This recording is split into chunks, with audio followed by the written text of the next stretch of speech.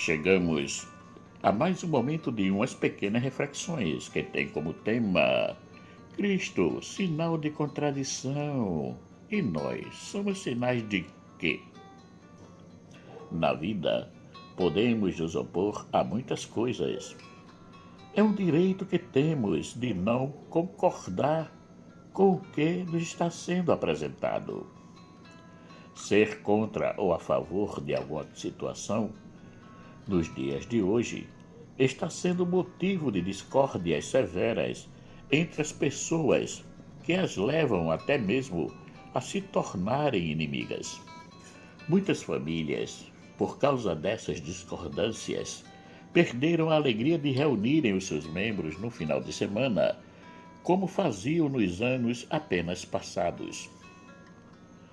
Temos, isso é um absurdo, pessoas que fazem publicações dizendo que vão matar alguém, que vão dar um tiro na cara de outro.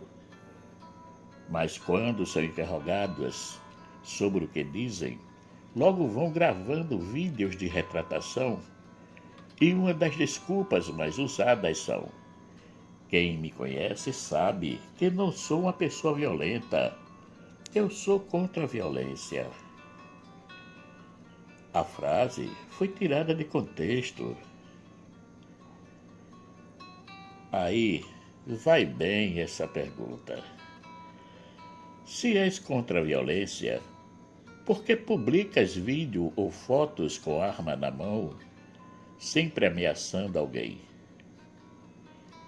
Se és contra a violência, por que ficas a caçoar dos outros com palavras despreciativas que machucam e ofendem as pessoas? Como vemos, estamos vivendo em um mundo de mudanças radicais, que até as palavras estão perdendo seu verdadeiro significado e passando a ter o significado que nós queremos dar a elas. Porém, todos nós sabemos que as palavras têm uma vida própria. Por isso que elas podem ser usadas com o seu sentido conotativo, que não é um novo significado, mas é o fazer uso de uma figura de linguagem, ou com o seu verdadeiro sentido, que chamamos de denotativo. Logo, as desculpas que são dadas após a publicação de um vídeo de ameaça à vida de uma pessoa não passam de uma pura contradição. É querer tratar a todos como idiotas. Jesus foi apresentado no templo. Seus pais cumpriram o que dizia a lei. E naquele momento da apresentação do menino ao templo, apareceu duas figuras que deram testemunhos da divindade daquele menino. Essas pessoas foram Simeão e Ana. Havia em Jerusalém um homem cujo nome era Simeão, e este homem era justo e temente a Deus, esperando a consolação de Israel, e o Espírito Santo estava sobre ele. Lucas capítulo 2, versículo 25. E estava ali a profetisa Ana, filha de Fanuel, da tribo de Asser. Esta era já avançada em idade e tinha vivido com o marido 7 anos desde a sua virgindade. Lucas capítulo 2, versículo 36. Ambos tiveram a oportunidade de dirigirem a palavra a respeito do menino. Pois já os meus olhos viram a tua salvação, a qual tu preparaste perante a face de todos os povos, luz para iluminar as nações e para a glória de teu povo Israel. E José e sua mãe se maravilharam das coisas que dele se diziam. Lucas capítulo 2, versículos 30 a 33. E, sobrevindo na mesma hora, ela dava graças a Deus e falava dele a todos os que esperavam a redenção em Jerusalém. Lucas capítulo 2, versículo 38.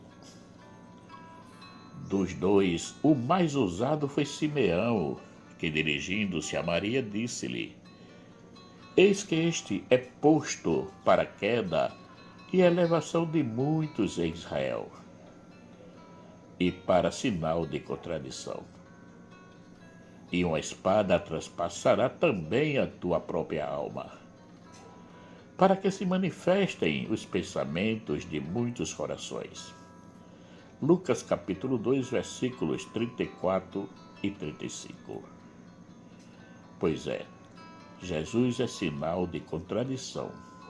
Assim foi dito por Simeão.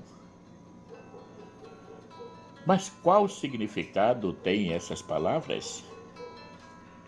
Se sinal de contradição é ir de encontro às ideias que a nós não parecem pertinentes, que vão de encontro àquilo que acreditamos.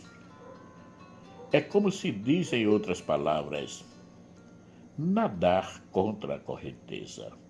E foi isso que Jesus fez. Foi de encontro a tudo aquilo que não ia bem tanto no templo como na comunidade. Ele não teve medo de enfrentar a quem quer que fosse para manifestar a sua ideia, o seu pensamento. Uma das virtudes que Jesus mais usou foi a da humildade. Ele, que sendo Deus, podia transformar tudo de uma única vez, pois tinha poder para isso, mas optou em não fazer assim. E o que foi que ele fez? Qual foi a sua opção? Foi uma opção simples e muito óbvia, porque se ele transformasse tudo de uma só vez, segundo o seu desejo, a sua ação não contaria com a nossa participação. Seria uma transformação de fora para dentro. Enquanto a transformação que Deus quer de nós é de dentro para fora. Ele quer de nós a nossa conversão e não a nossa transformação simplesmente. Em todos os momentos da sua missão, Jesus convida sempre aquele que com ele interage a se pronunciar, a dizer o seu desejo. Não é uma simples ação de cura, feitas de qualquer jeito. É uma ação participativa. Mesmo que a nossa parte seja pequena, ela tem um imenso valor diante de Deus. Ser sinal de contradição não foi fácil naquela época para Jesus. Inclusive, ele foi preso, torturado, crucificado e morto. Imagine para nós nos dias atuais. Não temos mais os doutores da lei, nem os saduceus da época, nem os sacerdotes do templo, muito menos o governo romano. Mas temos toda uma engrenagem, seja ela humana, tecnológica e também, por incrível que pareça, espiritual, que querem nos desviar das nossas escolhas. São muitas as correntes que existem no mundo que trabalham para nos desviar da nossa fé em Cristo. Tudo que nos é apresentado tem uma característica comum a todos: a prosperidade, de fácil aquisição. Quantas igrejas hoje comercializam a fé, prometendo em troca das doações realizadas uma fácil acessão de vida, a aquisição da tão sonhada casa própria, da imediatez de conseguir um emprego e outras promessas. A realização dessas promessas na vida daquele que doou vai ser proporcional àquilo que foi doado à igreja. Jesus foi tão contracorrente que tudo que ele nos deu foi de graça, nada pediu em troca. Deus nos ama gratuitamente. Agora, se quisermos doar à igreja alguma coisa, podemos fazê-la, nada nos impede.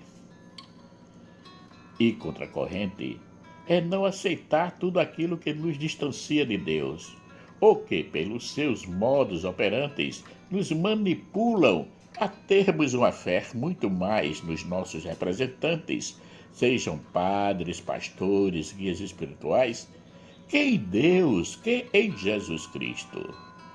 Devemos nos conscientizar que a nossa missão de fé não é com os representantes terrenos de Cristo, mas é com o próprio Cristo. Hoje em dia, temos muitos fiéis que escolhem o seu padre, o seu pastor, o seu guia favorito, ao invés de ter apenas Deus como mestre e Senhor. E contracorrente é ter a coragem de dizer não, e não somente sim, aos irmãos mais próximos ou distantes, como também a nós mesmos. Se não conseguimos enxergar o que temos de errado na nossa caminhada, sejamos abertos àquilo que os irmãos nos alertam, nos orientam. Nunca tenhamos a conduta do bem saber ou do sabe tudo. Ninguém é sábio o suficiente que não tenha nada a aprender. E ninguém é desprovido de conhecimento que não tenha nada a ensinar a alguém. Logo, façamos como Jesus, que foi sempre humilde, apesar de ser o que era. Que, sendo em forma de Deus, não teve por usurpação ser igual a Deus, mas esvaziou-se a si mesmo, tomando a forma de servo, fazendo-se semelhante aos homens. E achado na forma de homem, humilhou-se a si mesmo, sendo obediente até a morte e morte de cruz. Filipenses capítulo 2, versículos 6 a 8. Ele nunca se colocou acima dos seus seguidores. Tem lição maior do que essa para seguir e se tornar uns verdadeiros discípulos de Cristo e irmos sempre contra a corrente do mundo? Marcos Laurentino. Caríssimos e caríssimas, chegamos ao final de mais um momento de umas pequenas reflexões que teve como tema Cristo, sinal de contradição. E nós somos sinais de quê? Aproveito esse momento para agradecer a todos aqueles que já se inscreveram no canal. Peço para que compartilhem mais e mais e mais essas reflexões para que possam chegar a mais pessoas. Peço também àqueles que ainda não se inscreveram que se inscrevam. Assim podem nos ajudar a manter o canal ativo, pronto para receber mais e mais reflexões. Que o nosso Pai Eterno, rico em bondade, misericórdia e amor, nos dê um excelente domingo. Amém.